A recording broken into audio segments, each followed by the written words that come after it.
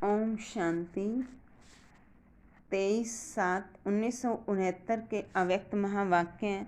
सफलता का आधार परखने की शक्ति। बाप दादा एक एक को देखते हुए क्या देखते हैं? बाप दादा हर एक में 4 बातें देख रहे हैं। वो कौन सी 4 बातें हैं? हर एक ने अपना अपना विचार सुनाया। एक तो ताज देख रहे थे, दूसरा तख्त, तीसरा तदबीर और चौथा तकदीर।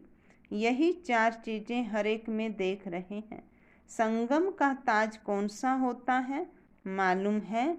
तो आज बाप दादा तख्त नशीन व ताजधारी वत्सों की सभा में आए हैं। ताजधारियों को ही इस संगठन में बुलाया है, लेकिन हर एक का ताज अपना अपना यथाशक्ति ही है। तो यह तो देख रहे थे कि संगम में कौन कौन ताज तख्तधारी बन बैठे हैं। किस किस ने कितना बड़ा ताज धारण किया है व छोटा धारण किया है। ताज को सदा ही सिर पर रखकर चलते हैं व कभी कभी ताज को किनारे रख देते हैं। आप सभी भी अपने आप को जानते हो ना, क्योंकि सभी चुने हुए रतन हैं, तो इतनी पहचान तो जरूर होगी ही। अपनी तदबीर और तकदीर की परख है। आप अपने को पूरा परख सकते हो। समझो, मिसाल के तौर पर आप एडवांस पार्टी में जाते हो, तो अभी अभी आपकी पुरुषार्थ प्रमाण आपकी तकदीर क्या होगी उनको समझते हो। अपने वर्तमान पुरुषार्थ और तकदीर को जानते हो। जब अपने को परख सकोगे तभी तो दूसरों को परख सकोगे। यह जानने की ज़रूरत भी है, क्योंकि अब समय ही ऐसा आ रहा है जो कि परखने की शक्ति की आपको अति आवश्यकता है। सर्विस में सफलता पाने का मुख्य साधन ही यह है। जैसे जैसे परखने की शक्ति तीव्र हो जाएगी, वैसे वैसे ही सफलता भी मिलती जाएगी। परख पूरी न होने कारण जो उनको चाहिए, जिस रूप में उनकी तकदीर जग सकती है, वो रूप उनको नहीं मिलता है। इसलिए ही सर्विस की सफलता कम मिलती है। कम सर्विस की रिजल्ट क्या देखने में आती है कि प्रजा तो बहुत बन जाती है, वारिस बहुत कम। वारिस कम निकलने का मतलब ही है कि उनकी रग को पूरा परख नहीं सकते हो। मरीज की पूरी परख होती है तभी तो ठीक औषधि मिलती है ना, फिर रोग भी खत्म हो जाता है। खास जो निमित्त बने हुए पांडव हैं, उनको भविष्य में आने वाली बातों को परखने की शक्ति चाहिए और निर्णय करने की शक्ति भी चाहिए। निर्णय के बाद फिर निवारण की शक्ति चाहिए, तभी सामना कर सकेंगे और सामना करने के बाद यज्ञ की प्रत्यक्षता की सफलता पाओगे। आपको बाबा ने किस लिए बुलाया है? हिसाब किया जाता है ना। सीढ़ी उतरने और चढ़ने का ज्ञान सिखाने लिए बुलाया है। अब किस बात में उतरना है और किस बात में चढ़ना है। बड़प्पन तो पकड़ लिया है, मगर बड़प्पन होते हुए भी जहाँ पर छोटेपन की सीढ़ी उतरना होता है, वहाँ पर फट उतर नहीं सकते हो। 1 सेकंड में मालिक और 1 सेकंड में बालक बनने की आवश्यकता है। जहाँ पर बालक बनना चाहिए, वहाँ पर फिर मालिकपन भी कुछ देखने में आता है।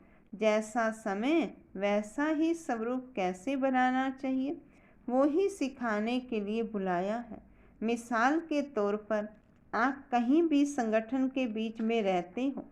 संगठन में कोई भी बात होती है तो उसमें विचार देने के समय मालिक बन कर विचार देना तो बहुत अच्छा है, लेकिन जहाँ पर संगठन का सवाल आता है, वहाँ पर निमित्त बने हुए भाई बहनें जो फाइनल करते हैं, उस समय फिर अपनी बुद्धि को बिल्कुल ही बालकपन में ले आना चाहिए। बालकपने की क्वालिफिकेशन क्या होती है, वहीं पर फोर्स में बोलेंगे, फिर वहीं पर ही बिल्कुल निसंकल्प बन जाएंगे। तो इसी रीति संगठन के बीच में निमित्त बने हुए के सामने अपनी मालिकपने की बुद्धि बनाकर राय देकर फट से बालकपने की बुद्धि बना लेनी है। इसी से ही फायदा भी है, लेकिन जहाँ भी मालिकपन होता है उसकी रिजल्ट क्या होती है? एक तो समय खराब होता है और शक्ति भी वेस्ट जाती है, और जो एक दो में स्नेह बढ़ना चाहिए वह कम होना संभव हो जाता है। इसलिए आप लोग जैसे जिम्मेवारियां लेते जाएंगे वैसे वैसे आपको इस सीढ़ी को उतरने और चढ़ने की आवश्यकता होगी। तो इन एडवांस भविष्य सर्विस की सफलता के लिए ये शिक्षा दे रहे हैं। आप सब अनुभवी भी हैं। समय प्रति समय हर एक छोटा बड़ा अपनी शक्ति और सम्मान को रखने की कोशिश करता है। आगे चलकर यह समस्या कुछ ज़्यादा सामने आने वाली है, इसलिए ही जो निमित्त बने हुए हैं उनको बहुत निर्माणचित बनना पड़ेगा। निर्माण अर्थात अपने मान का भी त्याग। त्याग से फिर और ही ज़्यादा भाग्य मिलता है। जितना आप त्याग करेंगे उतना और ही आपको सम्मान मिलेगा। जितना अपना सम्मान खुद रखवाने की कोशिश करेंगे उतना ही सम्मान गंवाने का कारण बन जाएंगे। इसलिए बालक और मालिक पने की सीढ़ी को जल्दी जल्दी उतरो और चढ़ो। इस अभ्यास को बढ़ाना है, इसलिए ही आपको बुलाया है। अब इसमें सफलता तो तभी होगी जबकि परिस्थिति को परखने की शक्ति होगी। परिस्थिति को परखने से फिर परिणाम भी ठीक निकलता है। परखते नहीं हैं तो परिणाम उल्टा हो जाता है। परखने की शक्ति बढ़ाने का क्या पुरुषार्थ है? दिल की सफाई से भी इस बात में बुद्धि की सफाई जांचनी चाहिए। संकल्प की जो शक्ति है उनको ब्रेक लगाने की पावर हो। मन का संकल्प व बुद्धि की जजमेंट भी हो, तो मन और बुद्धि दोनों को एक तो पावरफुल ब्रेक चाहिए और मोड़ने की भी शक्ति चाहिए। यह दोनों ही शक्तियों की बहुत ज़रूरत है। इसी को ही याद की शक्ति व अव्यक्ति शक्ति कहा जाता है।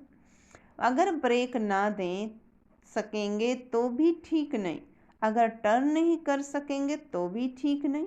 तो ब्रेक देने और मोड़ने की शक्ति होगी तो बुद्धि की शक्ति व्यर्थ नहीं गंवाएंगे। एनर्जी वेस्ट ना होकर जमा होती जाएगी। जितनी जमा होगी उतनी ही परखने की, निर्णय करने की शक्ति बढ़ेगी। यह भी अभ्यास भट्ठी में करना चाहिए। तो अपने मन और बुद्धि को कहाँ तक ब्रेक लगा सकते हो और मोड़ सकते हो, अपने को चेक करना है।